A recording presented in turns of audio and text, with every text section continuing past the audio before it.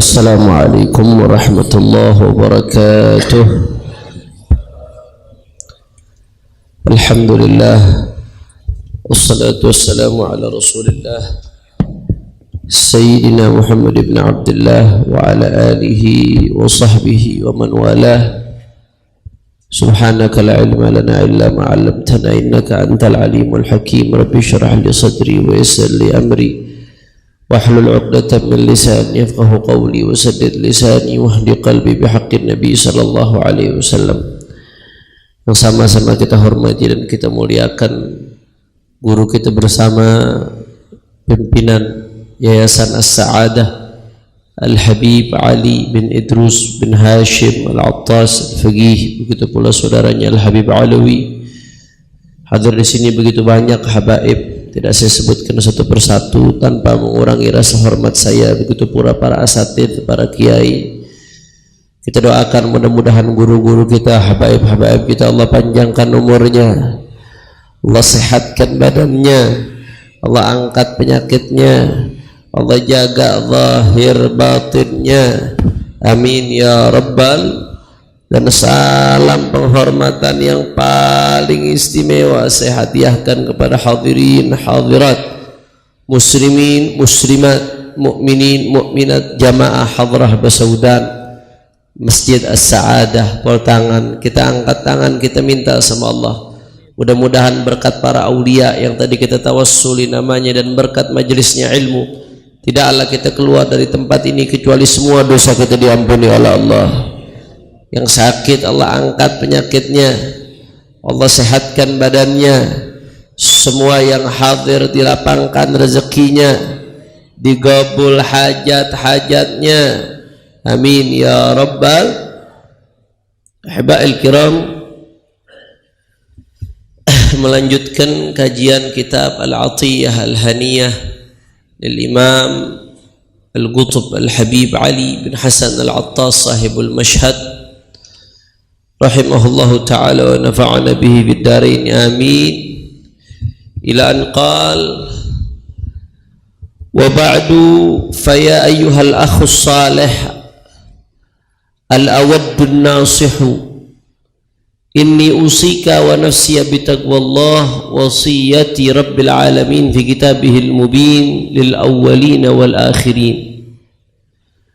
وهي عبارة عن اجتناب ما نهى الله عنه وفعل ما أمر الله به، وشرح ذلك واضح من الكتاب العزيز والسنة الغراء وأقوال السلف والخلف، فليس يحتاج بعد العيان إلى بيان. نعم. Ya, di sini Al Habib Ali bin Hasan melanjutkan, masuk kemarin yang kita bahas tuh pertemuan baru muqaddimah.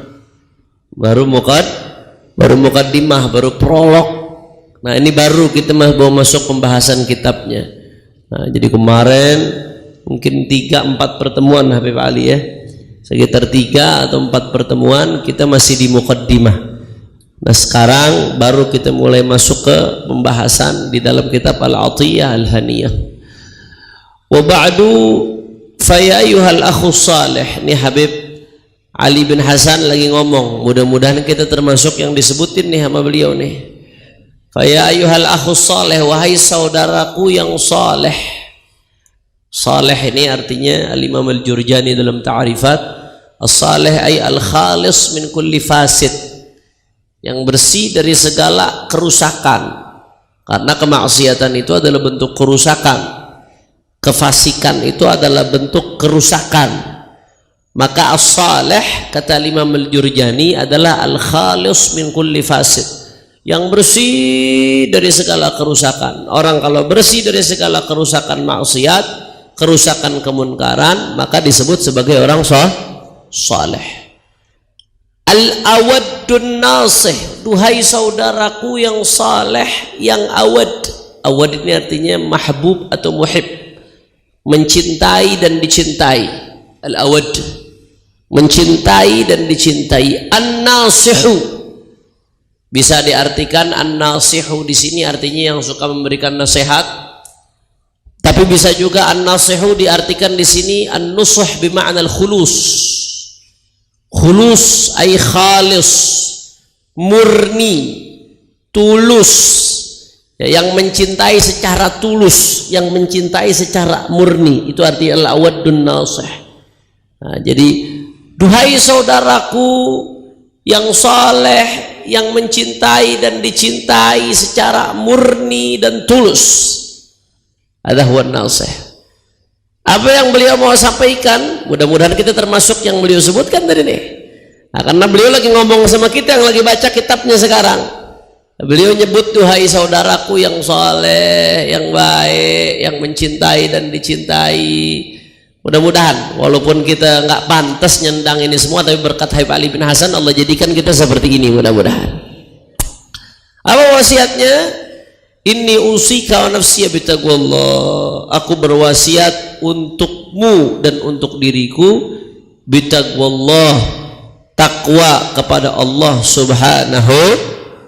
Nah, ini akhlak adabnya ulama.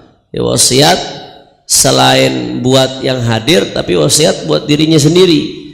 Jadi orang-orang saleh, para aulia itu seperti dikatakan oleh Imam Al-Haddad di kitab Qasidahnya, mereka ketika menasehati, makanya nasihatnya masuk ke hati.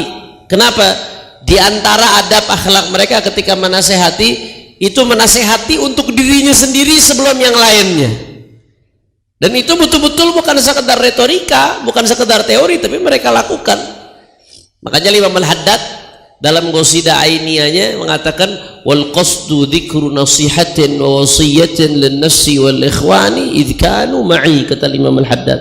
Ya, aku nih ngarang qasidah nih panjang lebar, qasidah Ainiyah yang dalamnya isinya luar biasa, dijabarkan oleh Habib Ahmad bin Zain Al-Habsyi jadi satu kitab tebal. Kata Habib Imam Al-Haddad dengan ketawaduannya, wal qasdu dzikru nasihatin wa wasiyatin li nafsi. Tujuanku nulis bait-bait syair ini wal qasdu dzikru nasihatin wa wasiyatin, pengen ngasih nasihat, pengen ngasih wasiat. Nasihat wasiatnya buat siapa? Li nafsi, buat diriku sendiri. Wa ikhwani, daru buat saudara-saudaraku. Idh kanu ma'i, yang mana mereka ada bersamaku. Nah, ini adabnya, dzuk, adabnya orang-orang saleh.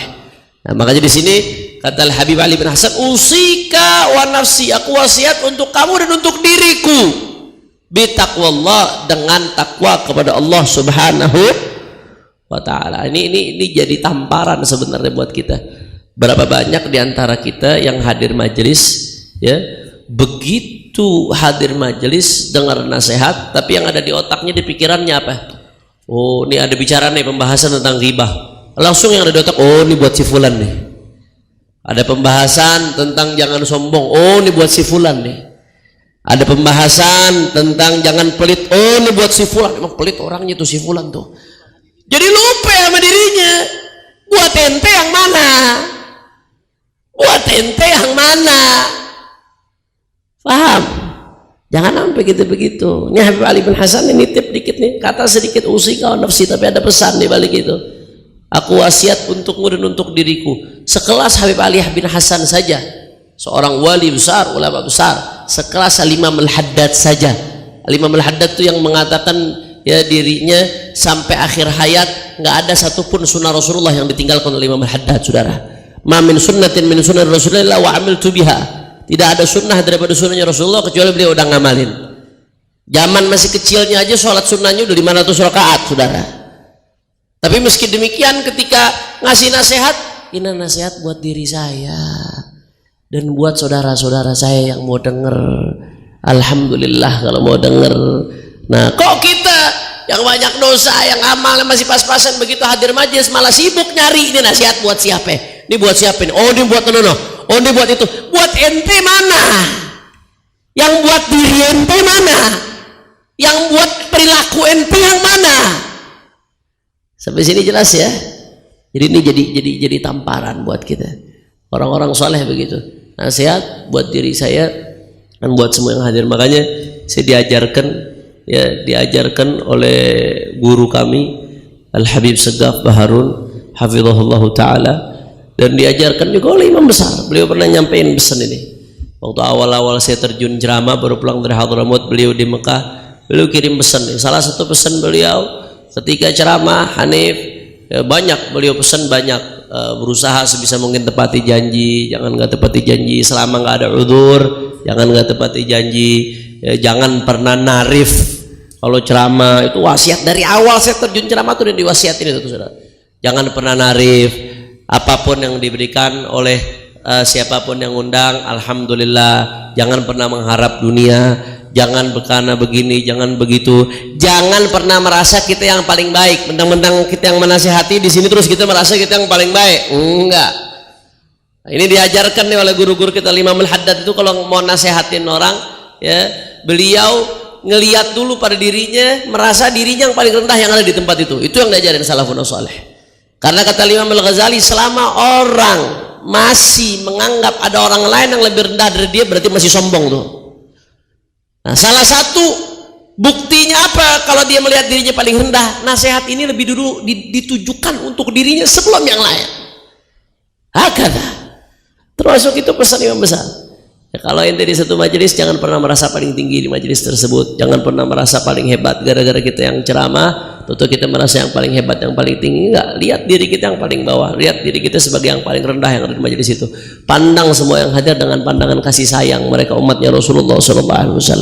Hakadha wurrath, begitu pula pewarisnya baginda Nabi besar Muhammad SAW. Apa wasiatnya di sini? Bitaqwallah. Di awal kitab Al-Habib Ali bin Hasan mewasiatkan kita untuk bertakwa kepada Allah Subhanahu wa taala. Yang mana wasiat Rabbil Alamin, wasiat dengan takwa kepada Allah merupakan wasiatnya Allah Subhanahu wa taala, Tuhan semesta alam, fi kitabihil mubin, di kitabnya yang menjelaskan, yang terang benderang, lil awwalina wal akhirin, wasiatnya Allah Subhanahu wa taala lil awwalin, kepada orang-orang terdahulu, wal akhirin, dan kepada orang-orang yang adanya pada akhir masa ini. Ini isyarah kepada firman Allah Subhanahu wa taala, walaqad wassayna alladhina utul kitaba min qablikum wa iyyakum an ittaqullah.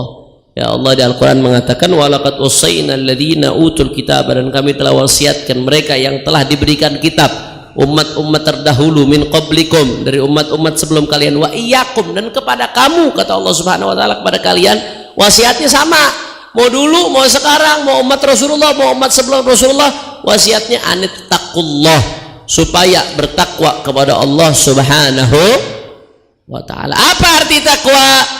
Wahya ibaratun an ijtinabi ma nahallahu anhu wa fi'li ma amarallahu bih.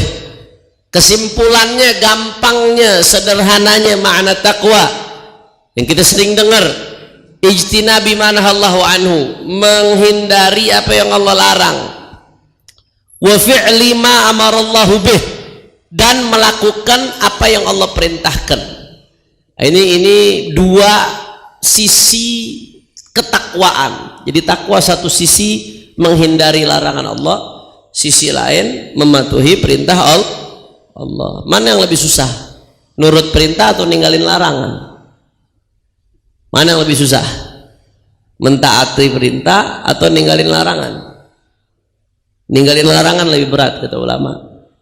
Jadi sabar itu yang namanya sabar. Kita segala sesuatu butuh sabar.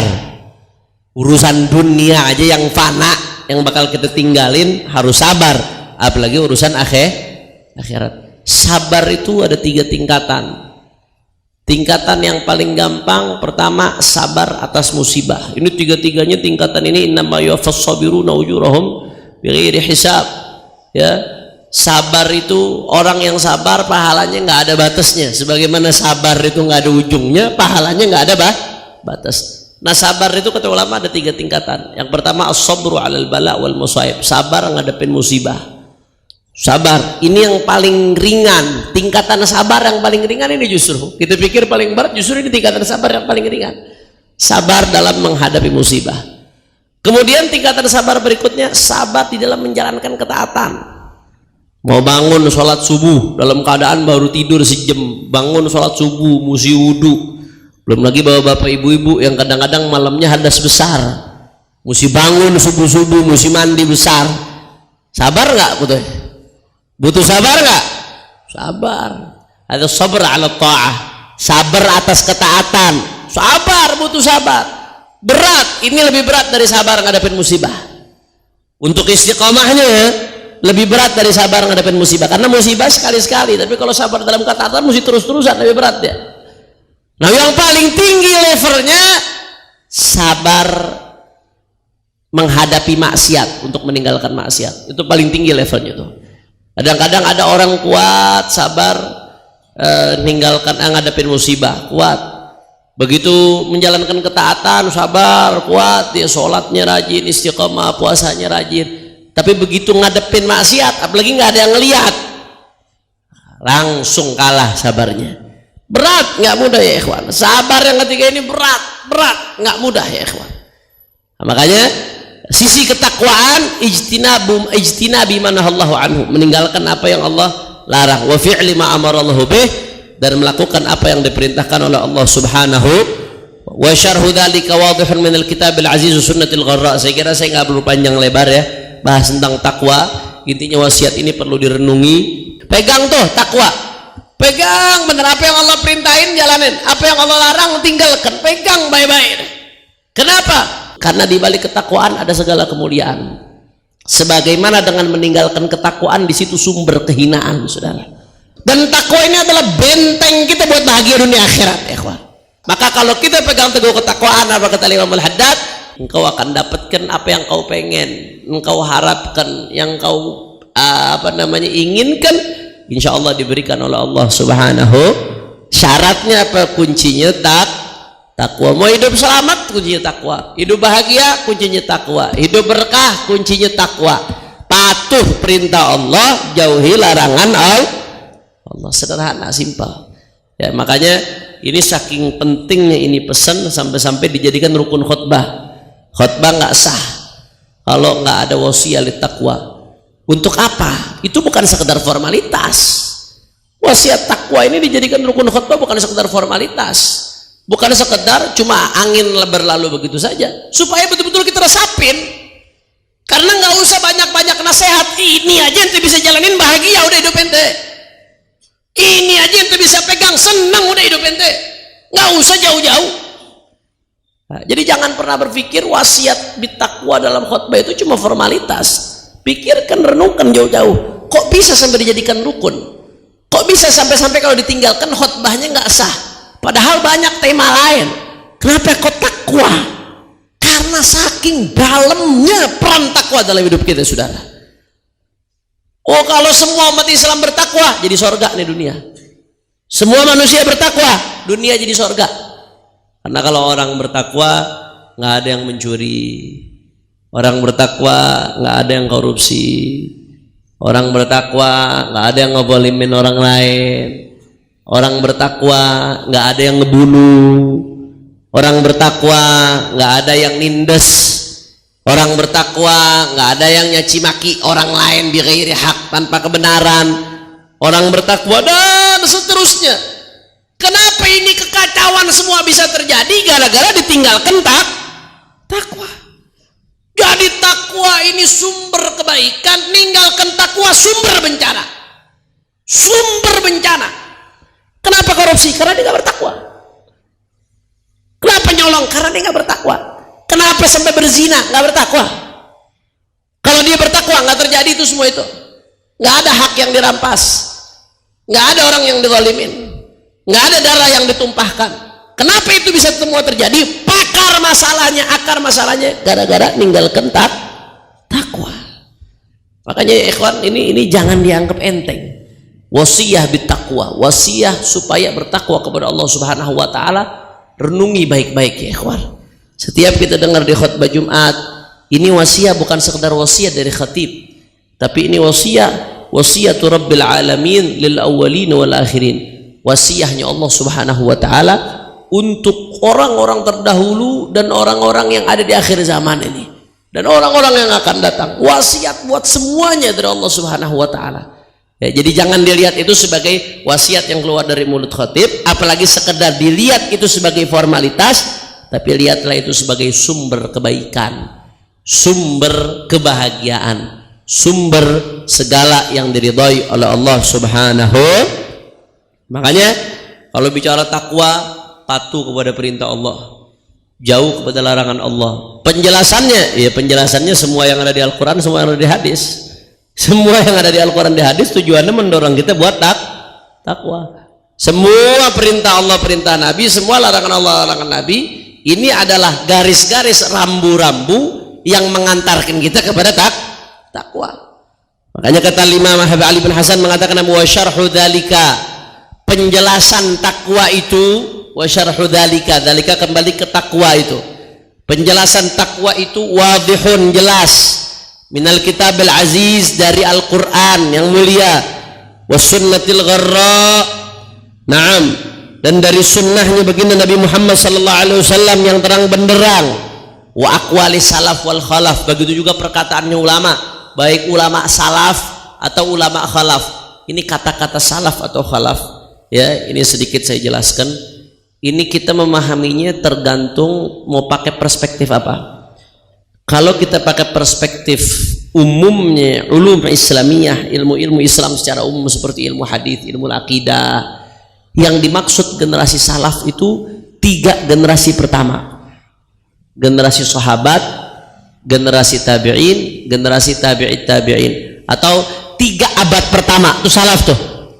Yang disebutkan oleh Nabi, khairul qurun qarni, thumma alladhina yalunahum, thumma alladhina yalunahum. Itu disebut generasi salaf.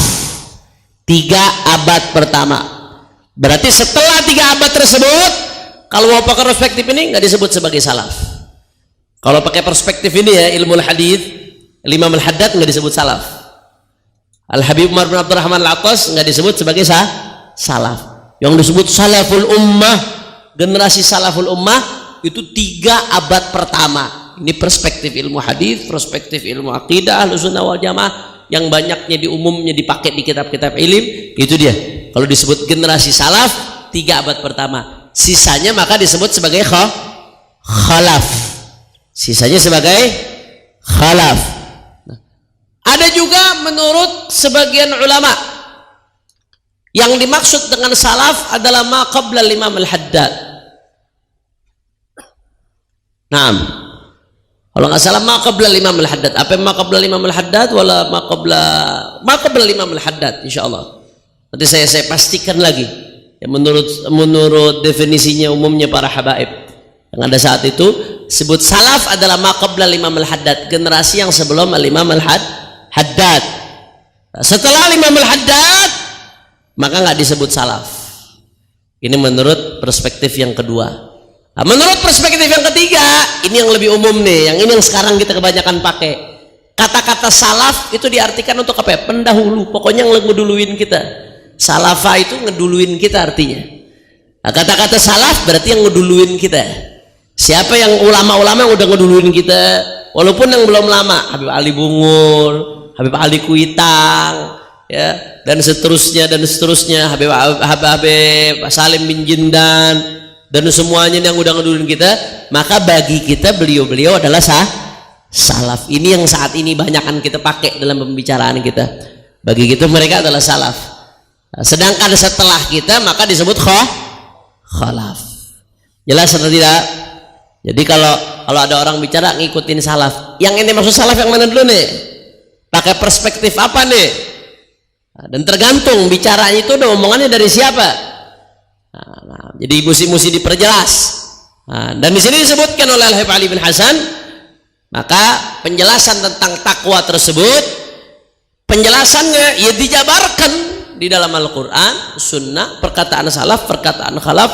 Maka falaysa yuhtaju ba'dal iyan ilal bayan, maka setelah kita melihat nggak butuh lagi penjelasan. Apa yang kita lihat udah lebih kuat daripada apa yang dijelaskan, karena semuanya gamblang terang benderang, nggak perlu kata Habib Ali bin Hasan saya jelaskan secara panjang lebar. Kira-kira sampai sini jelas atau tidak? Faham? Ini saja yang saya sampaikan, lebih kurangnya mohon maaf. Assalamualaikum warahmatullahi wabarakatuh.